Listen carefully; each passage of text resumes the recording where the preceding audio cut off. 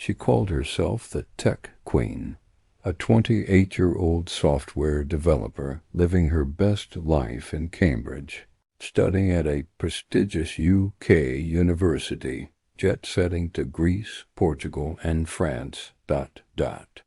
all while flaunting designer fashion and luxury gadgets on social media. But behind the glamorous Instagram posts and the fake internships at British Petroleum and H&M was something far more sinister. The FBI just arrested her in the Bronx for allegedly masterminding a cybercrime operation that stole over $5.60 million from U.S. government agencies. The Tech Queen's $5.6 million scam. How the FBI caught Nigeria's most glamorous fraudster. This is the story of Chinemezie Sapphire Egemasi, and how a trail of stolen cryptocurrency, fake websites, and one crucial mistake led to her downfall. Stay with me, because this gets wild. The rise of the Tech Queen. Let me paint you a picture. Imagine scrolling through Instagram and coming across someone who seems to have it all figured out. That was Sapphire Egemasi. She was living in Cambridge, UK, one of the most prestigious university towns in the world. She claimed to be pursuing a bachelor's degree in business with human resources management at Anglia Ruskin University. On paper, she looked like the perfect success story. Her LinkedIn profile was stacked. She listed internships at British Petroleum, H&M, and Zara. I mean, come on, those are massive international companies. To anyone looking, she was a rising star in the tech world. And her Instagram? That's where she really shined. We're talking trips to the Greek islands, luxury hotels in Portugal, designer shopping sprees in France, Louis Vuitton bags, the latest iPhone, AirPods Max. Everything screamed, "I've made it." She branded herself as the Tech Queen, a young, successful Nigerian woman breaking barriers in the tech industry. And people ate it up. Thousands of followers. Engagement on every post. She was living proof that with hard work and talent you could make it big. But here's the thing about perfect facades. They're usually hiding something. And what Sapphire was hiding would shock everyone who thought they knew her. Because while she was posting luxury vacation photos, she was allegedly part of something much darker, a sophisticated international cybercrime syndicate that was actively stealing millions from the United States government. The operation unveiled. So how did she do it? Let me break down this operation because it's honestly brilliant in the most terrifying way possible. According to the FBI, Sapphire wasn't working alone. She was part of a syndicate allegedly led by Samuel Kwadwo Osei, a Ghanaian national who coordinated operations across multiple countries.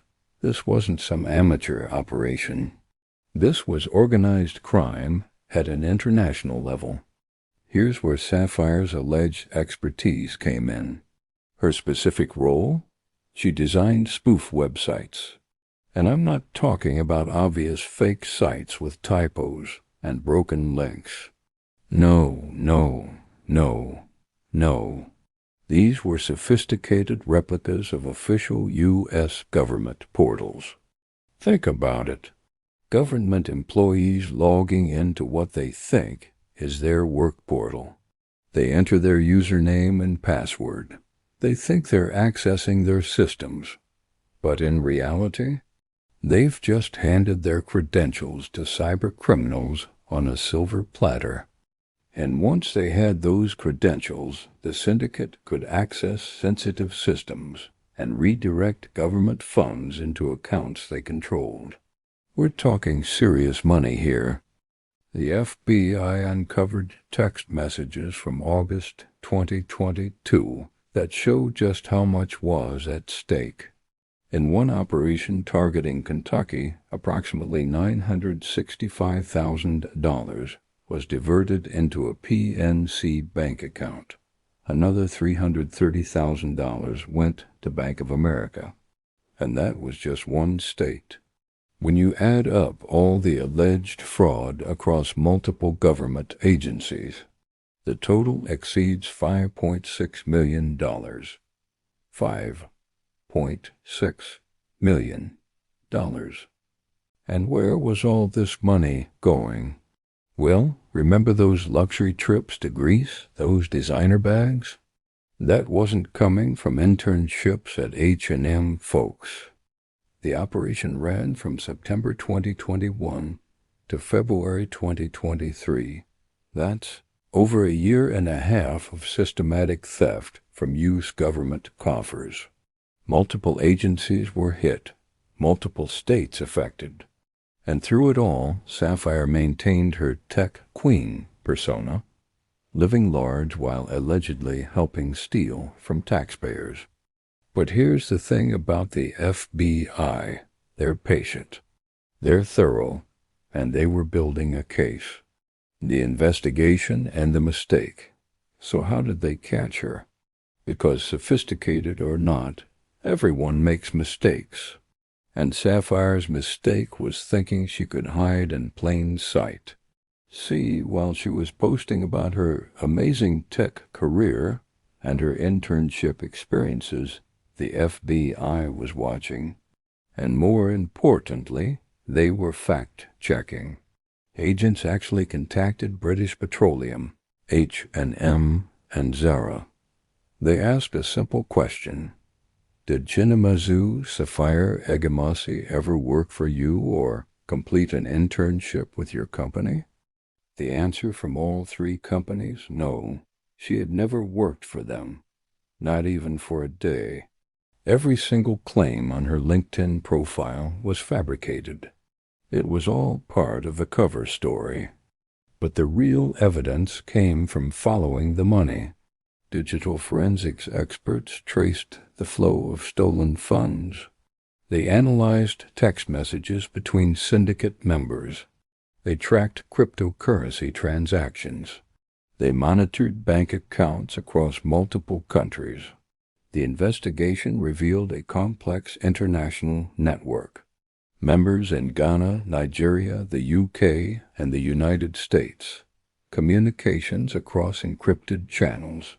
Money laundered through multiple accounts to obscure its origins. By 2024, federal prosecutors had enough evidence to present to a grand jury. The charges? Internet fraud and money laundering. Serious federal crimes that carried decades in prison. The indictment was sealed. Sapphire had no idea what was coming. She continued her life in the UK, posting on social media, maintaining her tech queen image, until April 10, 2025, when she made a trip to New York City.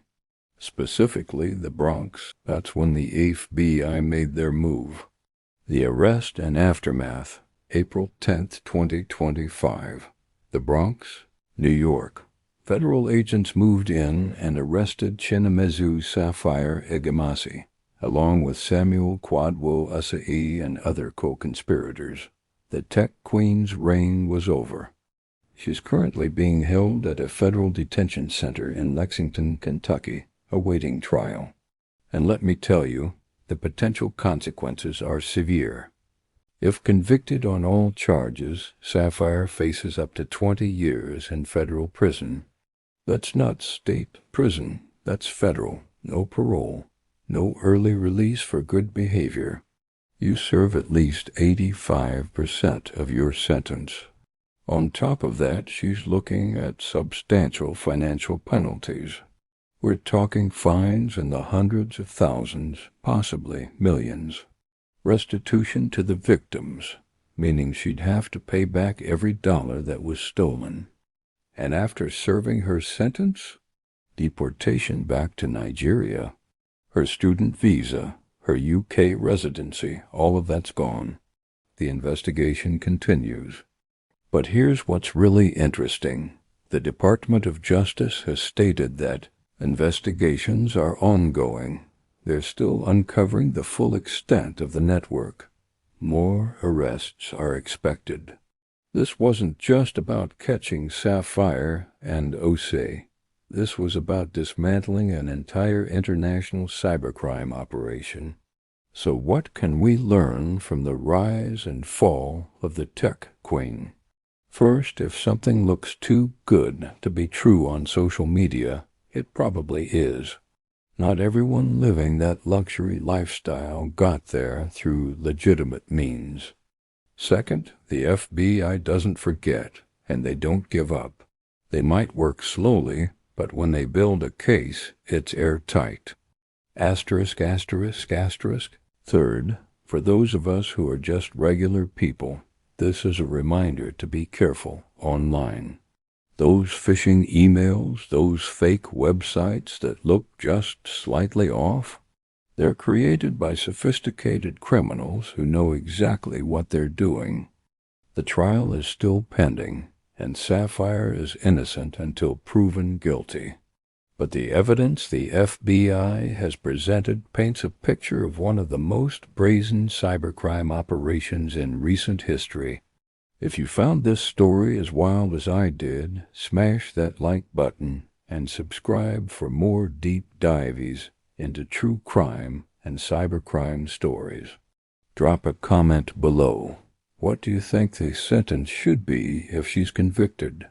Thanks for watching, and I'll see you in the next one.